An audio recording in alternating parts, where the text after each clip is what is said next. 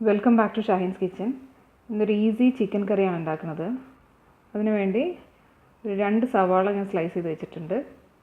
പിന്നെ കറിവേപ്പില, പച്ചമുളക്, ഇഞ്ചി വെളുത്തുള്ളി ചതച്ചത്, ഒരു തക്കാളി, ഒരു വലിയ ഉരുളക്കിഴങ്ങ്, പെപ്പർ പൗഡർ, 350 ഗ്രാം ചിക്കൻ, പിന്നെ കറി മസാല.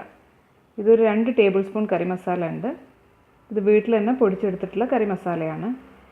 ഇതിൽ മല്ലി, ഉലുവ, സ്പൈസസ് എല്ലാം ചേരുന്നതായതുകൊണ്ട് വേറെ പൊടികളൊന്നും നമ്മളിതിലേക്ക് ചേർക്കേണ്ടതില്ല. പിന്നെ ഉപ്പ്, വെളിച്ചെണ്ണ, ഒരു നുള്ള് മഞ്ഞൾപ്പൊടി, അത്ര മാത്രമേ ഇതിൽ ആവശ്യമുള്ളൂ. ഇത് വെറും 20-25 മിനിറ്റ് കൊണ്ട് നമുക്ക് പ്രിപ്പയർ ചെയ്തെടുക്കാൻ പറ്റും.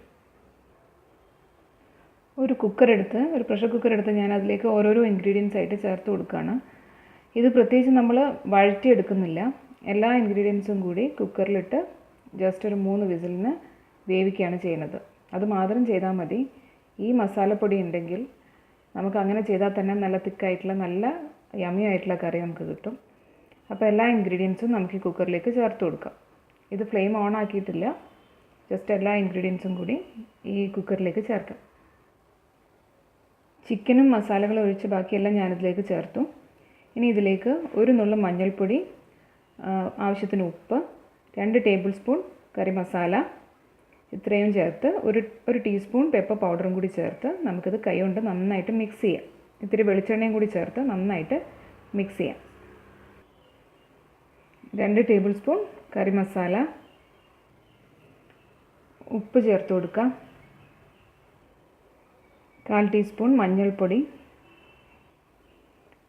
1 മുതൽ 1.5 ടീസ്പൂൺ വരെ പെപ്പർ പൗഡർ. അത് നമ്മുടെ പച്ചമുളകിൻ്റെ എരിവിനനുസരിച്ച്. കറി മസാലയിലും വറ്റൽമുളക് ചേരുന്നതാണ്, അതുകൊണ്ട് നോക്കിയിട്ട് ചേർക്കാം. ഇത് ഞാനിതിൽ 2 ടേബിൾ സ്പൂൺ വെളിച്ചെണ്ണയും കൂടി ചേർത്ത് കൈകൊണ്ട് നന്നായിട്ട് യോജിപ്പിച്ചെടുത്തിട്ടുണ്ട്. ഇനി ഇതിലേക്ക് 300 മുതൽ 350 ഗ്രാം വരെ ചിക്കൻ ഞാൻ ചേർക്കുകയാണ്.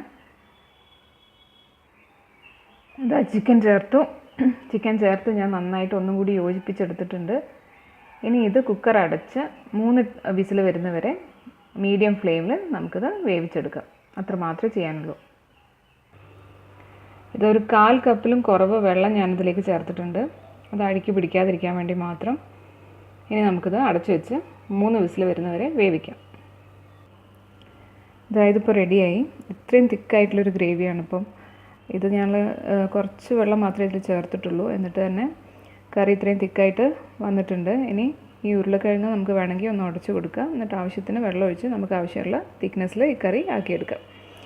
ഞാനിത് സെർവ് ചെയ്തിട്ട് കാണിക്കാം. ഇതാ കറി ഞാനിവിടെ സെർവ് ചെയ്തു. വളരെ തിക്കായിട്ടുള്ള നല്ല യമ്മി ആയിട്ടുള്ള കറിയാണ്.